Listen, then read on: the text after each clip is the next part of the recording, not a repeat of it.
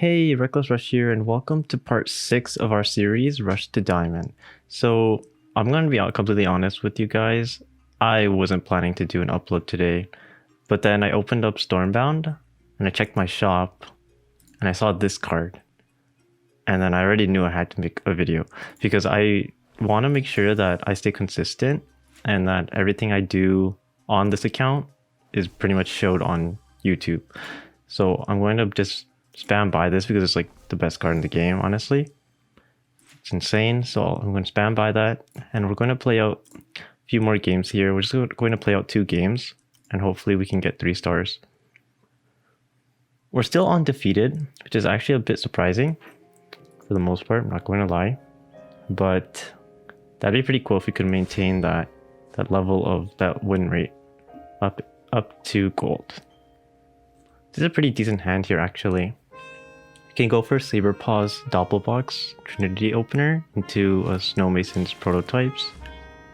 Okay, so this is interesting. I'm not a fan of Doppelbox Corner, so them doing that is a little interesting to me.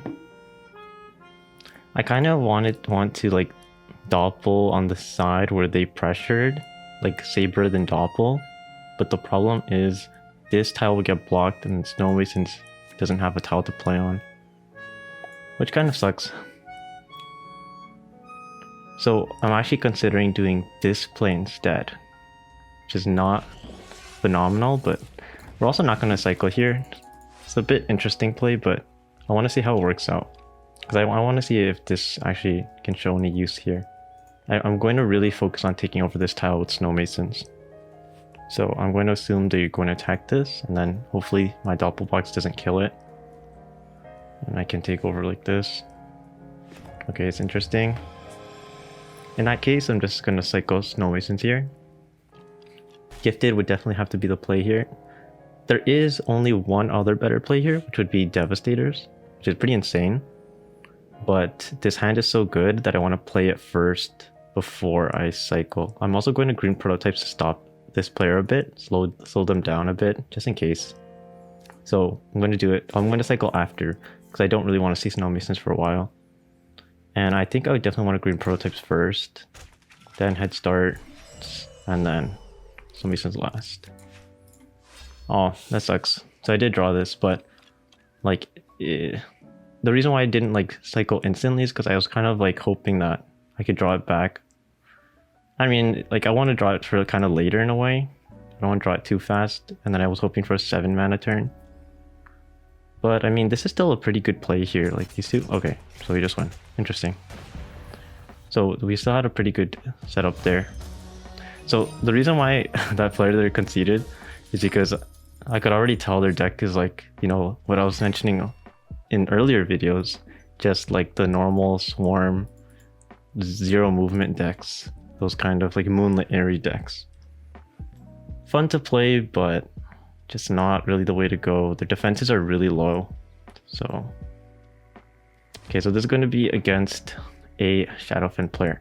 Shady Ghoul's obvious play here, and I definitely want to cycle after. I like Shady Ghoul actually, just because in these levels, Shady Ghoul's pretty valuable. So I'm going to play Shady Ghoul, cycle. Okay, that's fine. We have a lot of options here. Snowmason is a possible option. They play a 1 movement unit to it, and then my Shady Ghoul attacks into it. If it bounces down, if my Shady Ghoul bounces down, I'll do a Snowmason's play. I just have to do it. Oh, I didn't show it. I actually wanted to do it. I can also Snowmasons here. 6. This is still 6, like we analyzed last time. The benefit of this is that it gives 1 strong unit. The only problem with it is that it loses to execution. So I could play Gifted Head Start, and then, I mean, hoping, depending on where the Head Start bounces, you can also play for, what's it called? You can play for, like, play into Void Searchers, but obviously you're trying to avoid that. I actually want to, honestly, I'm going to play Gifted here, because if Head Start lands in the center, it should be fine. I actually want to cycle first, like after the Gifted, because Gifted is better. Okay, this is actually good turn 5 play here. Okay, this is not where I wanted it to bounce, but that's fine. I could have, like, the positioning there doesn't there wasn't much I could do to impact it, because even if I gifted there, like I could either gift it here or here, and I don't want it to go here. I would rather occupy. I mean, this is okay. This tile here is good against Void Searchers, but other than that, it was actually a little bit better to play on the other side. This is interesting. I can actually Devastators and go for a pretty. I can go for a pretty nuts play here. Like Devastators, this prototypes here is gonna be really hard to clear, and the reason why Devastators here, not here, would be because then they attack this, and then they would have to deal with this. This kind of play loses hard into the typical Shadowfen AoEs though. Do you want to take the risk? Yes. Then you have to take the risk. It just how much do I value a 2 strength over 3 strength Devastators? I'm gonna do it. It's a little risky. It's risky, but I'll admit it, but I think it's the play. Dude, this was 5 mana. Yeah, I'm gonna cycle this. Hoping for 2 manas. Yeah, 2 more. 2 manas is better here. This is pretty, like, it's greedy, it's risky, but I don't know. I'm surprised I haven't seen many Void Searchers in this rank, but it's pretty deadly. Even like Hunter's Vengeance here would just wipe my board, honestly.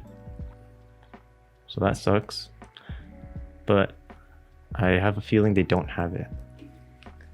Twilight Prowlers. Okay, this is a card that apparently has been controversial, but you can see it proving to be of 0 use here. Like actually 0 use. The only way this sees use is if they actually end up winning the game with it.